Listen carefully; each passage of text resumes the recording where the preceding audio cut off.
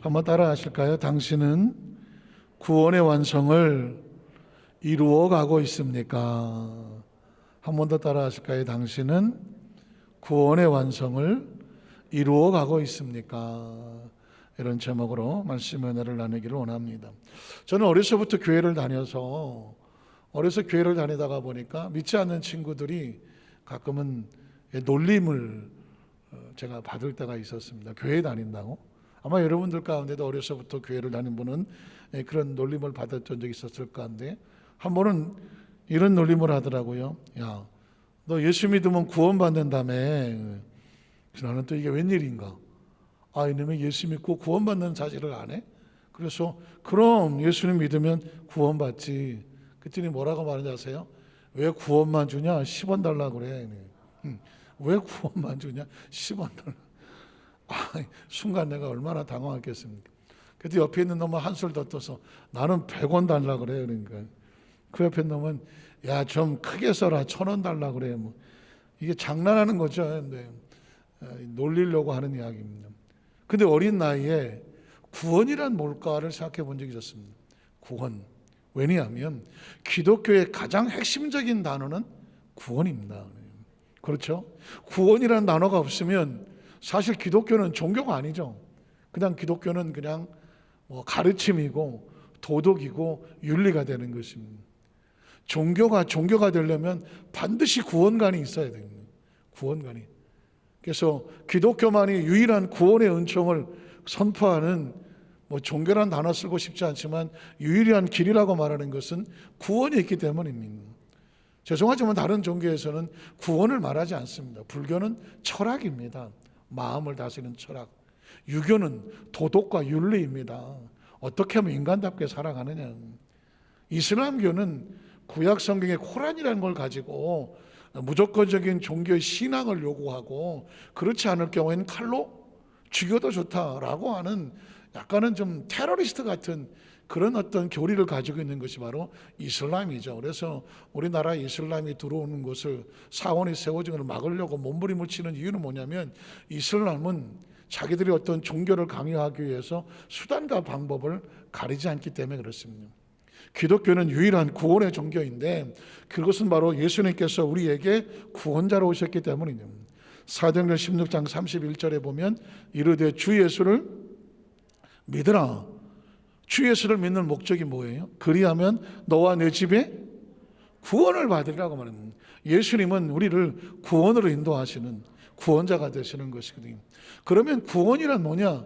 구원이라는 것은 어떤 심판, 어떤 장애물, 어떤 함정에서 우리를 건져낸다는 의미를 가지고 있습니다. 하나님께서는 원래 심판으로 세상을 다스리려고 했습니다.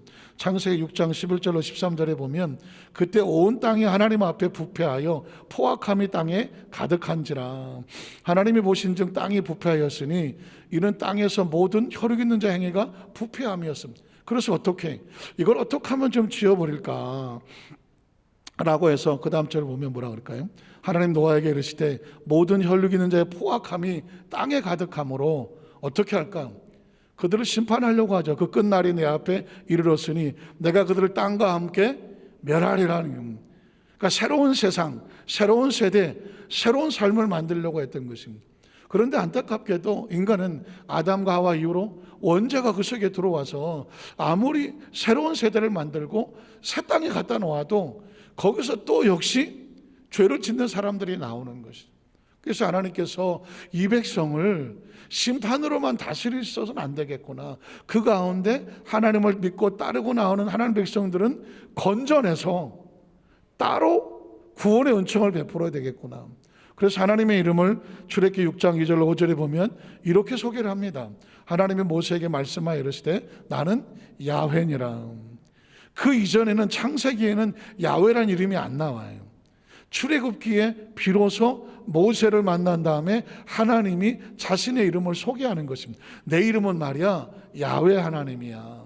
혹시 그 전에 다른 교단에서 또 신앙을 하신 분이 계시면 여호와라는 표현을 썼죠. 저도 어렸을 때 여호와는 나의 목자시니. 여호와라는 이름과 야훼라는 이름은 같은 이름이지만 하나님의 이름을 사실은 잘 몰라요. 그래서 그 하나님 이름을 가장 근접하게 이스라엘 백성들이 성경에 근거해서 가장 근접하게 부르는 이름이 야훼라는 거죠. 그래서 오늘날 성경을 여호와를 야훼로 다 바꿔서 야훼 하나님이라고 하지만 아직도 여호와라고 쓰는 사람도 있습니다. 틀린 건 아니에요. 뭐 여호와 하나님이라고 해서 틀린 하나님은 아니고, 다만 보다 근접하게 하나님의 이름을 부르고 싶어서 야훼라는 표현을 쓰는데, 야훼 하나님이다. 그 다음 절에 보면 내가 아브라함과 이삭과 야곱에게는 전능의 하나님으로 나타났다. 이야기는 엘로힘이란 말, 혹시 엘샤다 이런 말 들어보셨는지 모르겠는데 전능하신 하나님이란 뜻입니다. 그래서 아브라함과 이삭, 야곱에게는 나는 전능한 하나님이다 라고 소개를 하신 것이죠. 그러나 그 다음 절에 보면 이제는 나의 이름을 야훼로는 그들에게 알리지 아니하였죠. 가나안 땅 곧 그들이 거류한 땅을 그들에게 주기로 그들과 언약하였더니 이제 애굽 사람이 종으로 삼은 이스라엘 자손의 신음소리를 듣고 그들이 지금 노예가 되고 노비가 되고 함정에 빠져서 고통을 당하고 있으니 내가 나의 언약을 기억하노라. 무슨 언약일까요? 건져내겠다는 거죠. 그러므로 이스라엘 자손에게 말하기를 나는 야훼라. 내가 애굽 사람의 무거운 짐 밑에서 너희를 뭐하리라? 빼어내리라는 거죠. 하나님은 무거운 짐 밑에 있으면 어떻게 될까요? 죽어갈 수밖에 없잖아요. 그러니까 빼내는 걸 뭐라고 말한다? 건져낸다고 말하고 구원이라고 말하는 거죠. 우리가 무거운 짐을 지고 어떠할 줄 모르고 방황할 때 우리가 하나님께 기도하는 이유가 뭘까요? 하나님의 이름은 야훼 하나님이라. 무거운 짐에서 우리가 어떻게 해주신다? 빼내어 주신다. 뿐만 아니라 그들의 노역에서 너희를 어떻게 하겠다? 건져내겠다. 우리가 함정에 빠지고 어떤 위기에 빠졌을 때 내버려 두지 아니하고 하나님께서 어떻게 하신다? 건져내시는 걸 뭐라고 말한다? 구원이라고 말하고, 그 구원자를 야훼 하나님이라고 말하는 거죠. 편팔과 여러 큰 심판들로서 너희를 속량하여 너희를 내 백성으로 삼고 나는 너희의 하나님이 되리니, 나는 누구냐? 애굽 사람의 무거운 짐 밑에서 너희를 빼내고 그들의 노비 삼고 노예 삼은 것을 너를 건져내는 너희 하나님 야훼인 줄 너희가 알지라. 8절에 보면 나는 내가 아브라함과 이삭과 야곱에게 주기로 맹세한 땅으로 너희를 인도하고 그 땅을 너희에게 주어 기업을 삼게 하리라. 나는 누구다? 야훼 하나님이다. 그래서 하나님의 이름이 중요한 거예요. 여러분이 전능하신 하나님, 이 위기에서 나를 지켜주십시오. 하나님 전능하신 하나님. 그러나 이 함정에서 나를 건져주십시오, 나를 구원해 주십시오는 야훼 하나님입니다. 우리가 하나님을 다 모르잖아요. 장님이 코끼리 만져서 코끼리가 어떻게 생겼냐, 코를 만졌더니 야 이것은 무슨 큰 무슨 몽둥이 같이 생겼다. 다리를 만졌더니 아니야 코끼리 기둥처럼 생겼어. 귀를 만졌더니 뭔 소리야, 넓적한 게 보자기 같구만. 꼬리를 만지니까 코끼리는 새끼줄이네. 안 보이니까 각자 이걸 다 합쳐야 뭐가 되죠? 코끼리가 되는 거거든요. 인간이 하나님을 다 알 수가 없어요. 그래서 하나님을 조각조각 아는 거예요. 전능하신 하나님, 야훼라파, 치료하신 하나님, 오늘 성경 속에는 건져내시는 야훼 하나님 믿으십니까? 그래서 마태복음 1장 18절로 21절에 보면 왜 메시아는 이름이 예수님이어야 될까? 다른 이름 쓰면 안 될까? 예수님이어야 되는 이유가 있는 거죠. 예수 그리스도의 나심은 이러하니라. 그의 어머니 마리아가 요셉과 약혼하고 동거하기 전에 성령으로 잉태된 것이 나타났더니 그의 남편 요셉은 의로운 사람이라 그를 드러내지 아니하고 가만히 끊고자 하여 이 일을 생각할 때 주의 사자가 현몽하여 이르되 다윗의 자손 요셉아 네 아내 마리아 데려오기를 무서워하지 말라. 그에게 잉태된 자는 성령으로 된 것이라. 자, 아들을 낳으리니 이름을 지어줍니다. 이름을 뭐라고 부를까요? 예수라고 하라. 예수라고 하라. 이유가 뭘까? 그 뜻은 이는 자기 백성을 그들의 무엇에서? 죄에서. 죄는 사망이고 죄는 죽음이고 죄는 함정인데 거기서 어떻게? 건져내는 거죠. 건져내는 걸 뭐라고 말한다? 구원이라고 말하는 거예요. 그러니까 예수님의 이름은 구원자가 되니까 구원하시는 하나님 예수님이 될 수밖에 없는 것입니다. 예수님을 구주로 믿으시면 아멘 하시기 바랍니다. 우리가 예수를 믿는 목적이 뭐냐? 우리를 죄에서 건져내시는 이 구원의 은혜를 얻기 위해서 예수를 믿는 것이죠. 자, 그렇다고 하면 이 구원에 대한 두 가지를 말씀드리려고 하는데, 첫 번째는 뭐냐면 내가 구원받은 걸 어떻게 확신하느냐. 구원의 확신은 무엇을 통해서 알 수 있냐면 내가 예수 그리스도를 말미암아 용서받은 확신이 있어야 돼요. 용서받은 확신이 있어야 구원의 증거가 되는 것입니다. 예수님을 구주로 믿으시면 아멘 하시기 바랍니다. 구주로 믿는 사람은 무엇을 믿어야 되냐면 예수님이 나의 지나간 과거와 현재와 미래의 죄를 다 씻어주시고 속량해 주시고 대속해 주셔서 나는 죄에서 깨끗이 용서를 받았습니다. 이걸 용서를 용납하고 확인하고 내 마음속에 붙잡을 수 있어야 돼요. 왜냐하면 예수님의 사역을 보면 가시는 곳곳마다 죄인들을 용서해 주시는 분이었습니다.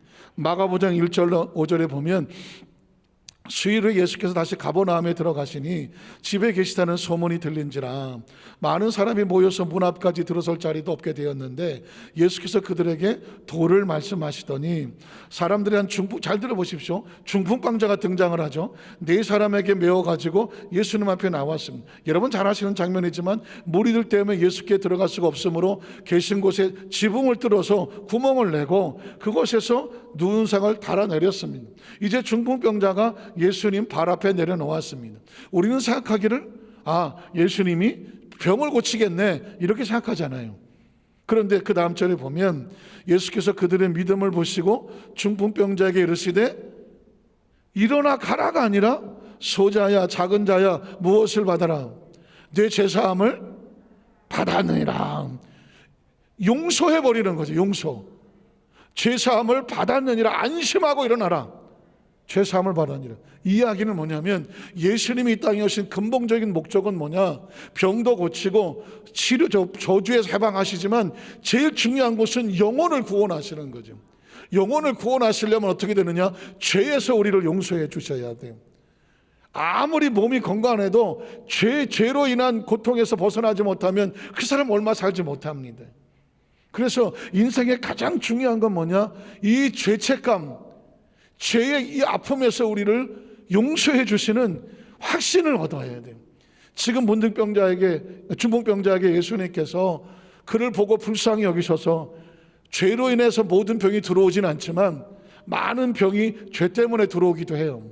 이 사람은 죄 때문에 병이 들어왔어. 그래서 예수님께서는 병을 고치려니까 뭘 해결해야 돼? 죄를 해결해야 돼요.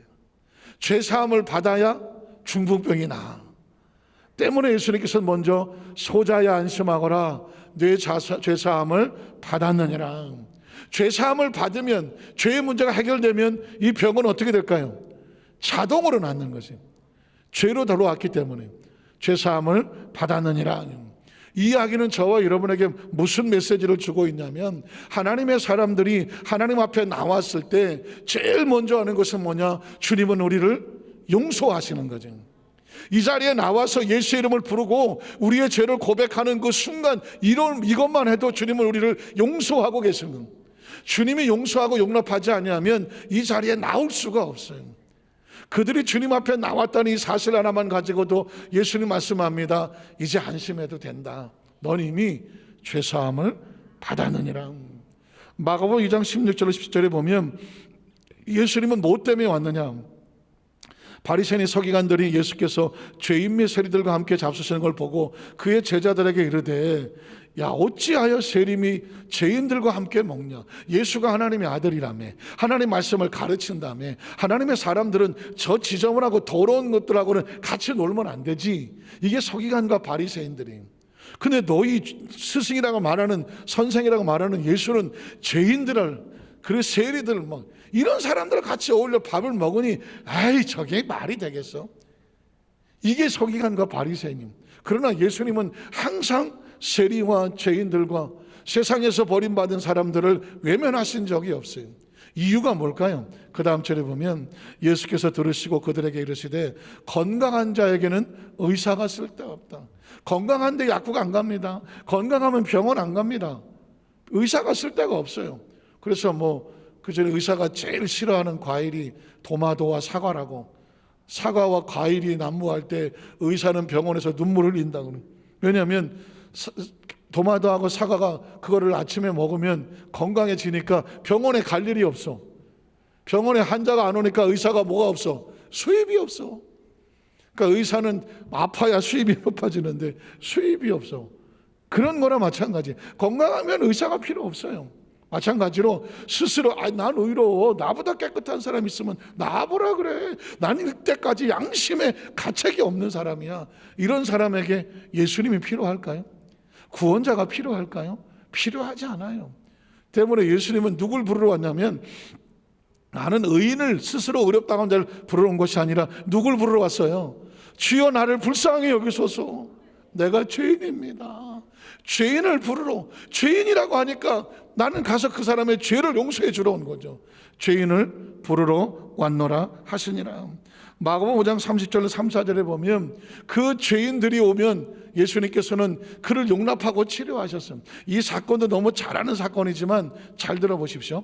예수께서 그 능력이 자기에게서 나간 줄을 곧 스스로 아시고 무리 가운데서 돌이켜 말씀하시되 누가 내 옷에 손을 대었느냐, 누가 내 옷에 손을 대었냐 하시니 제자들이 여짜오되 무리가 애워싸 미는 것을 보시며 누가 내게 손을 대었냐고 물으시나이까 하되 예수께서 일행한 여자를 보려고 둘러보시니 여자가 자기에게 이루어진 일을 알고 두려워하여 떨며 와서 그 앞에 엎드려 자신의 모든 사정과 그리고 자신의 마음과 행위와 나타난 역사를 예수님께 아뢰었더니 여쭈었더니 예수께서 다 듣고 나서 이렇게 말합니다.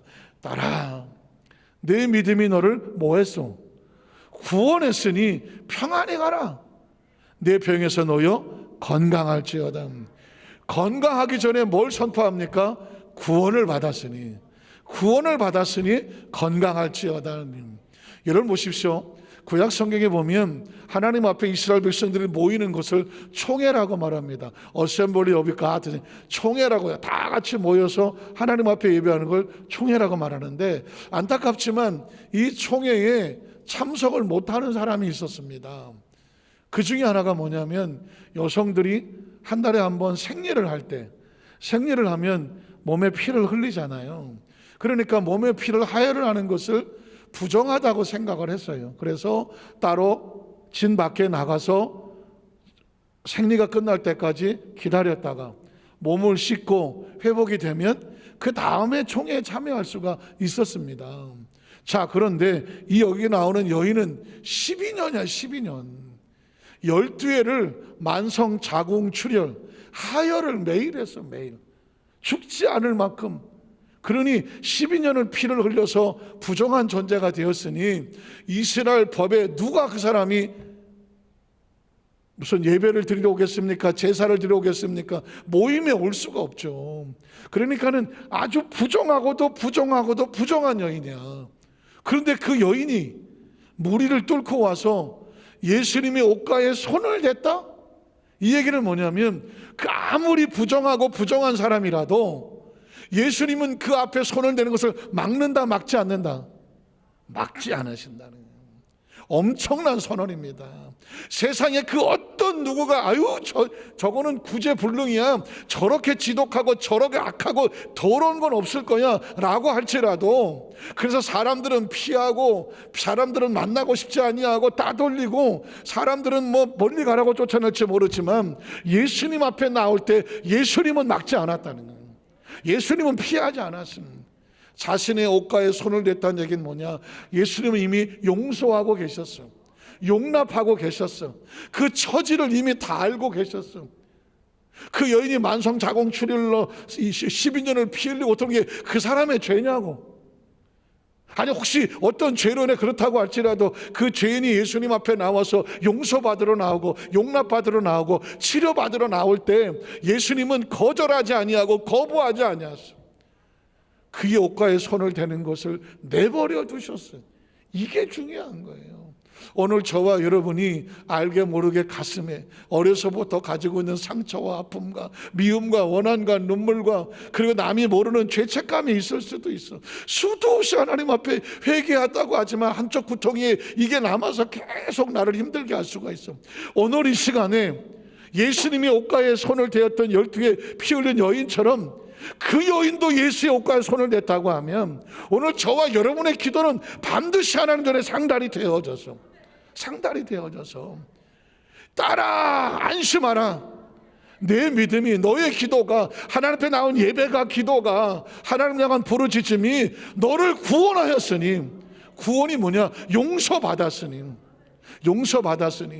하나님이 용납을 했으니, 거절하지 않냐, 거부하지 않았으니 이제는 마음에 평안할지어다. 다시는 죄책감이 없고 죄에 눌리지 말고 그로 인해서 고통당하지 말고 그 마음이 평안할지어다. 그러면 어떻게 될까요? 그리고 내 병에서 놓여 건강할지어다.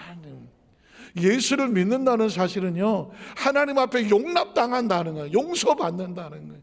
하나님께 나아갈 수 있는 자격을 얻는다는 것입니다. 그래서 요한복음 1장 11절 13절에 보면 자기 땅에 오매 자기 백성이 영접하지 아니하였으나 뭘 영접해? 예수가 하나님의 아들인 것과 그 아들을 통해서 내가 하나님께 용납받아진 것, 용서받아진 것을 믿는 자들에게는 무슨 일이 벌어지느냐? 하나님의 자녀가 되는 권세를 회복하게 되는 것입니다. 요한복음 3장 16절로 17절 18절은 이렇게 해석이 되죠. 하나님이 세상을 이처럼 사랑하다. 사랑이라는 단어가 좀 추상적이죠. 사랑, 가장 듣기 좋은 말이지만 하나님이 우리를 사랑했다. 뭘 어떻게 사랑했을까? 사랑이라는 단어를 용서와 용납으로 바꿔볼게요. 하나님의 세상을 이처럼 심판받아 마땅한 그 죄인된 이 세상을 용서하시고 용납해 주셔서, 품어 주셔서 그들에게 독생자 예수 그리스도를 증거로, 통로로 보내주셨으니 이는 그를 믿는 자마다, 예수를 뭐로 믿어요? 하나님이 나를 용서해 주셨구나. 믿으십니까? 하나님이 나를 용납하고 기다려주고 계시는구나. 누구를 믿으니까? 예수님을 통하여 그걸 받는 거지. 그 메시지를 받고 그 증거를 받고 그 초청을 받는 거지. 그러니 하나님의 자녀가 되었으니 뭐가 되지 않아요? 멸망하지 아니하고 무엇을 믿어요? 얻어요? 영생을 얻게 하려 하심이라. 여러분, 영생이란 단어가 다 좋은 말은 아니에요. 여러분이 신앙생활 하면서 아마 처음 듣는 말이고 이 말 들으면 충격도 받을 건데, 영생이 절대로 다 좋은 건 아니에요. 아니 목사님, 하나님이 영생을 얻게 하려 하시는데 영생이 다 안 좋으면 그건 성경이 틀린 말이 아닙니까? 혹시 그럴 수도 있어요. 여러분, 영생은 분명히 중요한 것이지만 다 좋지는 않다. 영생에는 반드시 조건이 있어. 마음의 용서와 용납이 있는 영생이라야 진짜 영생이에요. 마음의 용서와 용납이 없는 영생은 지옥이야. 잘 들어보세요. 하나님이 나를 용서하고 용서해 주었다, 용납해 줬던 이 마음으로 하나님과 함께하는 것이 천국의 영생이에요. 믿으십니까? 그런데 나 같은 죄인을 하나님이 용서해 주실 리가 없고, 난 용서받을 자격도 없고, 아무리 목사님이 그렇게 말씀하시고 성경이 그렇게 말했다고 해도요, 아니에요. 내 죄를 내가 알아요. 나는 용서받지 못할 거예요. 이러고 있는 사람은 영생을 살아도 어디서 사는 거예요? 지옥에서 사는 거예요. 그러니 영생이 하나님 안에 용납이 되면 영원한 영생이, 축복의 영생이지만 그 용납과 용서에 대한 확신이 없으면 거기가 지옥이에요. 믿으십니까?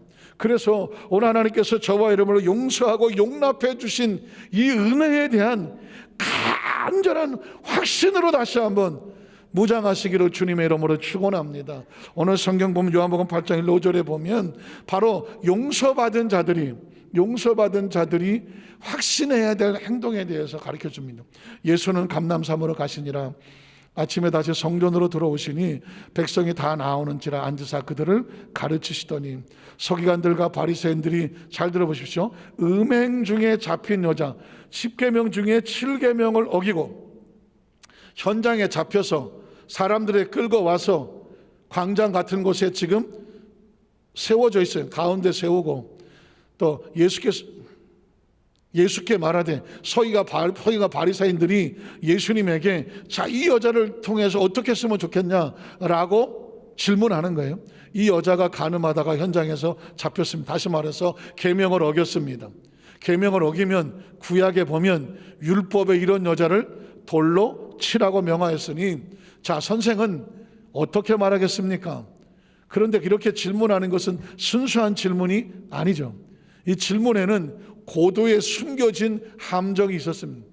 이걸 예수가 어떻게 말하냐에 따라서 꼬투리를 잡아서 고발할 조건을 얻고자, 이게 귀신이 하는 거예요. 이게 마귀가 하는 거예요. 누군가 잘못하면 그거 잘 두었다가 그걸 꼬집어 약점 잡아서 그 사람을 코너에 몰려고 하는 게 누가 하는 거다? 이게 마귀가 하는 것이고 귀신이 하는 것입니다. 서기관과 바리새인들은 지금 예수님이 말 한마디에 꼬투리를 잡아서 코너에 몰려고 이렇게 물었습니다. 예수를 시험했다는 것입니다. 자, 그랬더니 그때 예수님께서 어떻게 했을까? 예수님께서 어떻게 했을까? 자, 예수님께서 저 여인을 돌로 치시오 라고 말하면, 아니 여태까지는 뭐 사랑하라고 용서하라고 그러더니, 아니 뭐 다 거짓말이고 뻥이네. 여보시오, 이 사람 뻥치는 사람이요, 예수를 갖다 그렇게 매도할 것입니다. 또 반대로, 아니요, 저 사람의 죄를 범했지만 그래도 용서해 주시오. 그렇다면 뭐라고 말할까요? 모세의 율법을 어기는 사람이니 이 사람의 가르침은 잘못된 거요. 또 예수를 코너에 몰 겁니다. 그러니까 이렇게 해도 몰리고 저렇게 해도 몰리고 꼼짝없이 함정에 빠진 거죠. 아마 서기관과 바리새인들은 이제 예수는 끝났어, 이젠 꼼난 지가 아무리 날뛰어봤자 여기서 빠져나올 수 있는 재주는 없어, 그렇게 생각했을 것입니다. 그때 예수님께서 뭘 했나요? 몸을 굽혀서 손가락으로 땅에 쓰시니 그들이 계속 말해, 아이 지금 시간 없는데 뭘 쓰고 있는 거예요? 여기다가 빨리 말하시오. 아, 지금 돌을 던져요 마요? 계속 예수님을 갖다가 밀어붙이는 것이죠. 그때 이에 일어나 예수께서 이르시되, 너희 중에 죄 없는 자가 먼저 돌로 이 여인을 치라. 굉장히 중요한 거죠. 자, 돌로 쳐, 돌로 쳐. 그런데 조건이 있어. 그건 뭐냐? 죄가 없는 사람은 돌로 쳐라는 것입니다. 이걸 뒤집어 말하면 뭔지 아십니까? 너희가 죄가 있으면서 다른 사람의 죄를 심판하려고 한다면 그 돌을 가지고 저 여인을 치기 전에 먼저 누굴 쳐야 돼? 네이마를 쳐야 돼. 네이마를. 왜? 너도 죄인이니까. 너도 죄인이니까 너부터 치고 그 다음에 돌로 치든지 마음대로 해. 그러나 돌을 치시고 심판할 수 있는 자격은 내가 뭐가 없어야 돼? 죄가 없어야 돼. 그리고 나서 예수님께서 그 다음에 뭐라고 말할까요?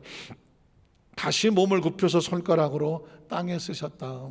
뭘 썼다고는 말하지 않아요. 그런데 그전에 조영계 목사님이 요한복음 강의하실 때 아마도 거기 돌 던지려고 하는 사람들의 지나간 과거에 숨겨진 죄를 다 적었을 것이다. 왜냐하면 사람이란 그렇잖아요. 아이, 누가 알겠어? 이건 나밖에 모르냐. 내가 말 안 하면 아무도 몰라. 다들 자기 죄는 감춰졌다고 생각하거든요. 그리고 나는 깨끗하고 의로운 척을 하잖아요. 그런데 지금 눈앞에 예수님께서 자신의 숨겨진 죄가 다 기록이 되니까 얼마나 놀랐겠어요. 아니, 예수님이 이런 걸 다 알고 계신다고? 아니, 내 옛날 이 죄를 다 알고 계신다고? 큰일 났네. 이걸 만약에 예수님께서 떠벌리면 이 사람들이 나를 돌로 치려고 그럴 거 아니야. 그 순간 두려움 때문에 어떻게 합니까? 이로써 이 말씀을 듣고 각자 양심의 가책을 느껴서 어른부터 시작하여 젊은이까지 하나씩 하나씩 돌을 다 내려놓고 도망을 가고, 그래서 오직 예수와 그 가운데 누구만 남았어요? 그 여자만 남았더라. 그때 예수님께서 일어나서 여자 외에 아무도 없는 걸 보시고 이르시되, 여자야, 너를 고발하던 그들이 어디 있느냐? 너를 정죄한 자가 없느냐?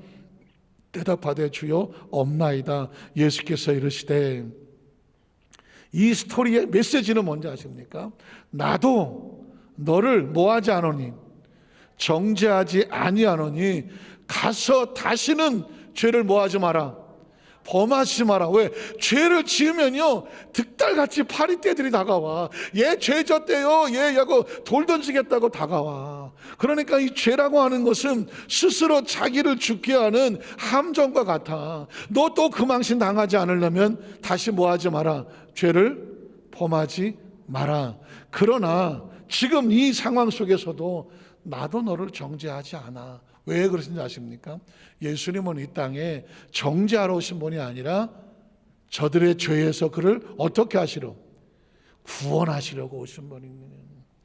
이 메시지는 저와 여러분에게 용서를 받았다고 하면서 다른 사람을 향하여 정죄하고 돌을 던지는 것은 크리스찬이 할 일이 아니다. 왜 그런지 아십니까? 예수님도 하지 아니하시니까.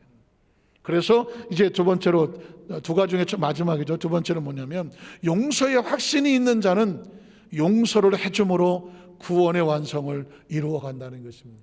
이건 굉장히 중요한 딜레마예요. 예수를 믿으면 구원을 받는 것은 확신합니다. 그런데 성경을 보니까 구원이 용서라고 치면 하나님으로부터 용서받은 자들은 반드시 책임과 의무가 따르는데, 그게 뭐냐? 너도 받은 은혜 이상으로 다른 사람을 용서하고 용납해 주어야 돼. 그래야 내가 용서받은 확증이 되고 표시가 돼. 네가 만약에 다른 용서받았다고 하면서 다른 사람을 용서하지 않으면 네가 받은 용서는 가짜야. 이해가 가십니까? 그러니까 지금 내가 구원받았나? 용서받았나? 이게 진짜인가? 이걸 확증하려면 내가 나의 삶 가운데 다른 사람을 용서하고 용납하고 살아가나? 이게 증거가 돼야 되는 것입니다. 자, 오늘 성경 속에 들어가면 산상수훈, 마태복음 5장 21절 이하인데요. 산상수훈이라면 마태, 마가 나오는 마태복음 5장부터 7장까지 성경 66권 가운데 신학의 첫 마태복음, 거기서 5장, 6장, 7장은 산상수훈이라고 예수님께서 친히 구약을 새롭게 해석해 놓은 것인데, 혹시 성경이 다 찢어지고 없어지고 날아가더라도 마태복음 5장, 6장, 7장만 있으면 기독교의 교리는, 예수의 복음은 그대로 확신 있게 그대로 전해져요. 그러니까 성경에 다 중요한 말씀이지만 가장 중요한 말씀 중에 말씀은 뭐냐? 마태복음 5장, 6장, 7장이에요. 그런데 그 말씀에서 저와 여러분에게 용서에 대해서 아주 강하게 말합니다. 옛사람에게 말한 바, 옛사람은 뭐냐면 구약 성경, 구약 시대의 성경은 살인하지 말라. 자, 10계명의 6계명이죠. 살인하지 말라. 누구든 살인하면 심판을 받게 되리라. 눈에는 눈을 뽑았으면 눈을 뽑고, 다리를 잘랐으면 너도 다리 짧고, 그 사람을 죽게 했으면 네 생명으로 갚아라. 이게 구약 시대의 율법과 계명입니다. 너희가 들었으나, 그러나 나는 너희에게, 예수님이 이 땅에 오셔서 용서하고 용납한 그 백성들에게 성경을 새롭게 해석하는, 우린 예수를 믿습니다. 율법을 믿는 게 아니라 예수를 믿습니다. 복음을 믿습니다. 믿으십니까? 자, 예수님께서는 뭐라고 말하냐면 형제에게 노하는 자마다 심판을 받는다고 말했습니다. 내가 용서받은 사람인데 다른 사람을 용서하지 않고 그 사람을 향하여 분을 내고 화를 내고 공격을 하면 너에게 심판이 다가오고, 또 형제를 대하여 라가라는 것은 이 바보, 미련, 곰퉁이라는 것인데, 다른 사람을 욕하는 자는 공의 심판대에 잡혀가게 되고, 그 형제를 미련한 놈이라고 하니 저놈 나쁜 놈이야 라고 공격하는 자는 어디에 들어간다? 지옥불에 들어간다고 말했습니다. 하나님이 나를 용서하셔서 용서의 자격을 얻었는데, 용서받은 내가 다른 사람을 용서하지 않고 공격하고 비난하고 정죄하면 하나님이 나를 용서했던 용서가 사라져버리는 거죠. 이해가 가십니까? 용서 때문에 우리가 천국에 있는 건데, 내 안에 용서가 사라지면 우리가 천국에서 쫓겨나고 어디로 간다? 지옥에 들어간다고 말하는 거예요. 이건 바울이 얘기한 것도 아니고 베드로가 얘기한 것도 아니고 뭐 솔로몬이 무슨 다윗이 한 얘기가 아니라 예수님이 직접 우리에게 산상수훈으로 말씀하시는 것입니다. 이건 저와 여러분의 평생을 살아가며 크리스찬은 이걸 붙잡아야 구원의 확신이 있고, 이걸 붙잡아야 구원의 완성이 있는 것이죠. 그 다음 절에 보면, 그러므로 예물을 제단에 드리러 가다. 예배를 드리러 가죠. 하나님 앞에 예물을 들고 예배를 드리러 가는데, 거기서 내 형제에게 원망을 들을 만한 일이 생각이 나거든. 내가 누군가에게 잘못한 일이 생각이 나거든. 뭐래 되냐면, 나중에 뭐 시간 나면 하지가 아니라, 예물을 제단 앞에 두고 먼저 가서 형제와 뭐부터 해라? 화목부터 해라. 화해해라. 그 후에 와서 예물을 드려다. 예배보다 먼저가 뭐예요? 화목이야. 이해 가십니까? 예배보다 먼저가 화목과 용서야, 화해야. 왜냐하면 예배의 중요한 본질은 뭐냐? 용서의 마음으로 받은 은혜에 감사하여 드려지는 게 예배거든. 마음의 원한과 분노와 그냥 적개심과 살이와 보복과 복수심을 잔뜩 가지고 있으면서 하나님, 내가 오늘 11절 가져왔고 내가 하나님 앞에 감사 예물을 드립니다. 분명히 예물이고 예배인데 마음에는 뭐가 있어요? 원한과 시끼내가 그냥 막 분노와 그냥 속에 막 살기가 가득한데 그걸 예배라고 드려. 그러면 하나님의 예배를 받으심이 어떻게 하겠어? 그건 예배가 아니야. 그건 예물이 아니야. 하나님의 마음이 아프신. 그래서 예수님께서 가르쳐준 진정한 예배는 뭐냐? 화목과 화해가 가슴에 품겨져 두려져라. 한 주간을 예배를 준비한다면 이렇게 해야 돼요. 하나님, 한 주간에 내가 하나님께 예배를 드릴 수 있는 화목과 화해와 용서의 마음으로 준비하게 해주세요. 최고의 예물은 뭐냐? 화목과 화해예요. 그 다음 절에 보면 너를 고발한 자들과 함께 길에 있을 때에 급히 사와하라. 그 고발하는 자가 너를 재판관에 내어주고 재판관이 옥내게 내어주며 옥에 가둘까 없는. 내가 누군가에게 잘못을 했어. 그랬으면 빨리 그걸 해결해 주라는 거예요. 빨리 해결해 줘야 돼. 내가 뭔가 저 사람에게 잘못한 게 있어서 저걸 내가 해결해 줘야 되는데 에이 바빠갖고 나중에 하지가 아니야.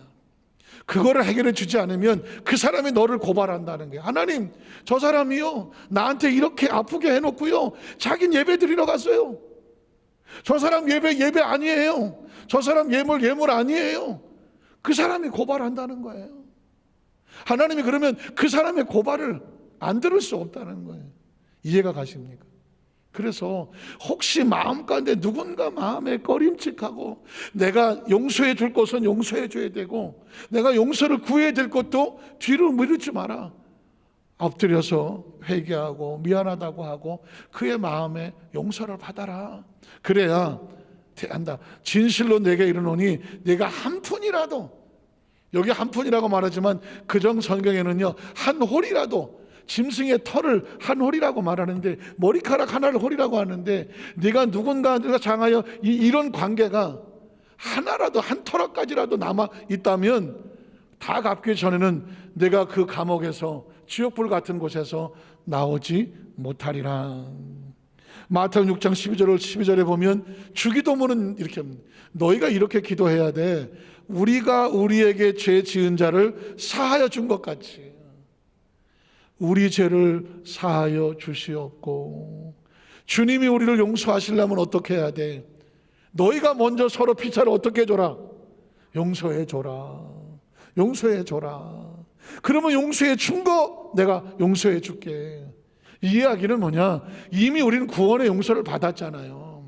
그 구원의 용서를 지키려고 하면 이제부터는 너희가 그 이후에 지어지는 죄에 대해서 주님 또 나를 용서해 주셔서 그렇다면 너희가 먼저 피차 공동체 간에 용서해 주라는 것이에요.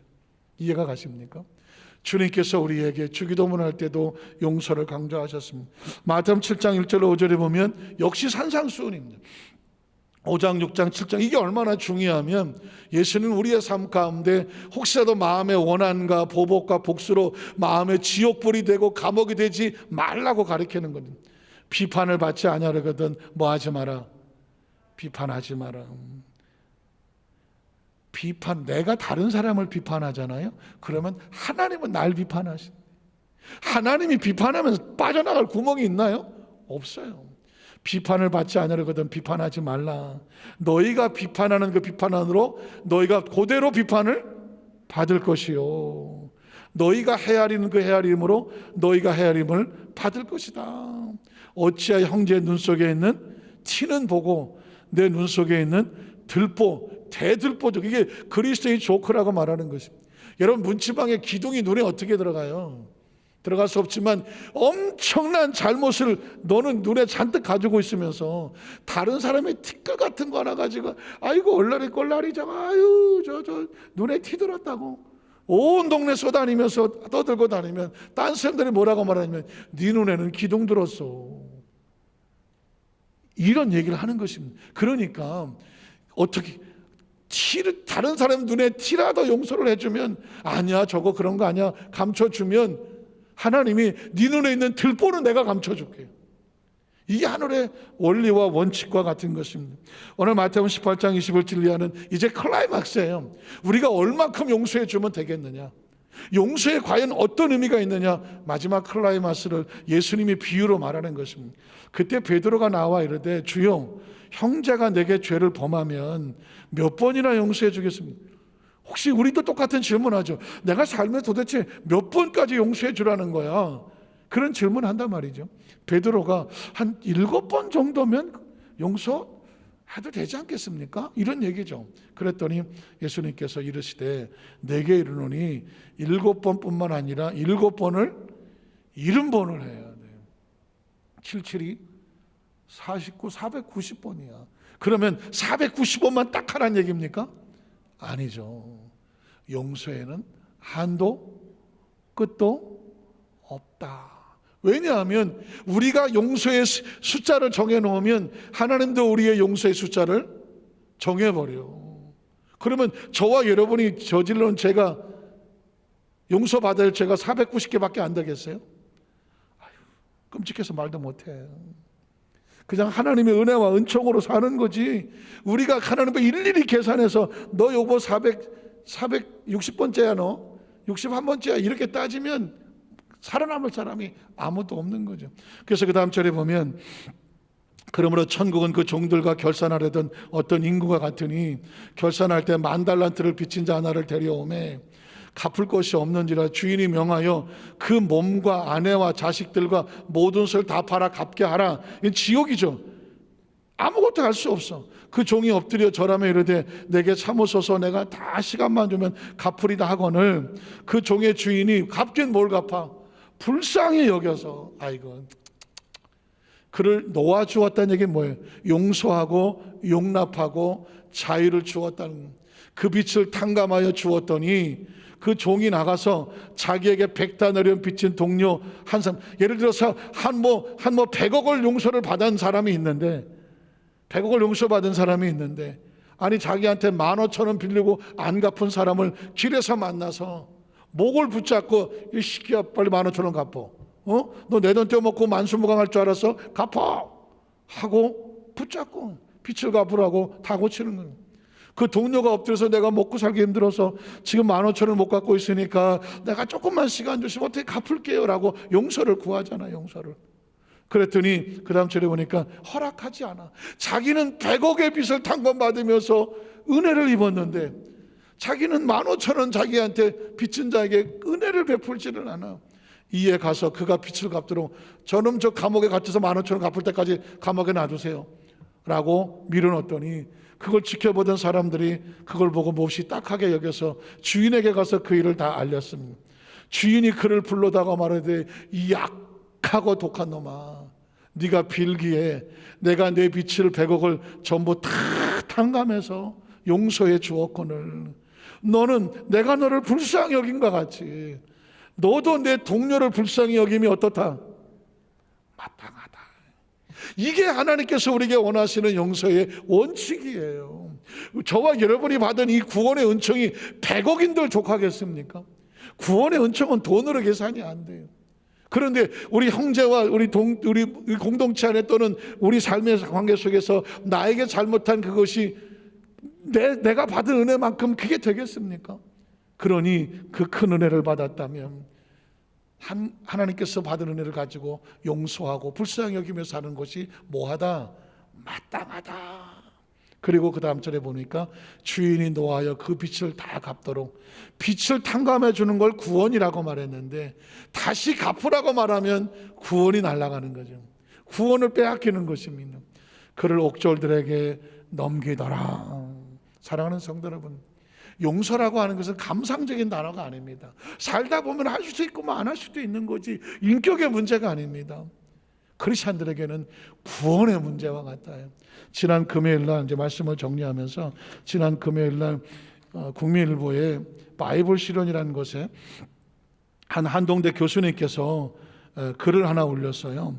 그런데 거기에 용서에 대한 글을 써놓았는데 정말 성경에 있는 그대로 또는 제가 하고 싶은 그 마음이 그대로 실려서 글을 써놨어요. 제가 여러분 용서에 대해서 정리한 걸 제가 한번 읽어드릴 테니까 한번 화면을 띄워주시고요. 자, 예수님은 죄인이 죄를 인정하기도 전에 용서부터 하셨다.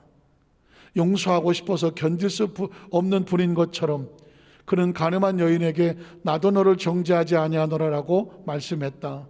아예 죄인과 세리의 친구가 되어주셨다. 자신을 십자가에 못 박으며 희낙낙 조롱하며 비웃는 인간들을 위해서 오히려 기도하셨다.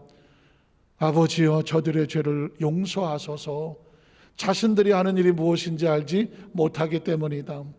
이것은 죄를 죄가 아닌 것으로 바꾸기 굉장히 중요한 말입니다. 100억을 나에게 빚진 사람에게 내가 그 빚을 받지 않겠소 라고 하는 순간 이건 빚이 아닌 것이거든요.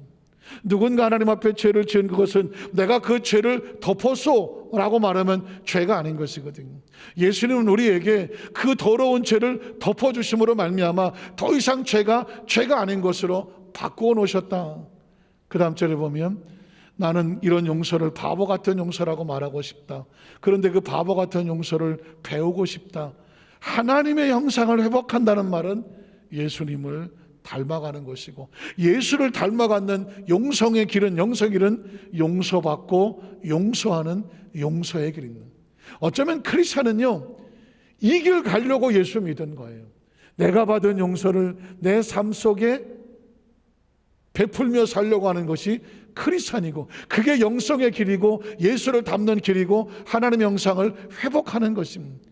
그래서 용서는 상대를 위한 것이기 전에 나를 위한 것이다. 상대를 용서해 주는 것이 오히려 나를 살리는 것이다. 내 안에 쌓이는 미움과 분노와 슬픔과 아픔을 몰아내려면 가능한 한 재빨리 용서해야 된다. 용서할 건더기만 있으면 붙들고 늘어지면서 악착같이 용서해야 된다. 아니, 건더기가 없어도 무조건 하고 내 마음의 원망과 불안과 시기와 질투와 섭섭함 들어올 때 긁어내고 무조건 용서하고 나는 것이 좋다. 용서는 나를 하나님의 형상으로 이끌어가는 길이다. 용서는 나에게 예수님을 닮는 경지로 이끌어가는 안내자이기 때문이다. 용서할 수 있다는 사실을 기뻐하고 감사해야 한다. 나에게 잘못한 그대요, 나에게 용서할 기회를 주어서 고맙소. 나의 원수라도 사랑할 수밖에 없는 이유가 여기에 있다라고 말하는 것입니다. 오늘 저와 여러분이 말씀을 평생이에요, 주일 설교로 여기시면 안 돼요. 크리스찬인 것만큼 이 구원의 확신을 위해서 용서의 확신을 붙잡고 내가 받은 이 용서와 구원이 확실한 걸 증거하기 위해서 나의 삶의 공동체 안에 용서를 베풀어 가며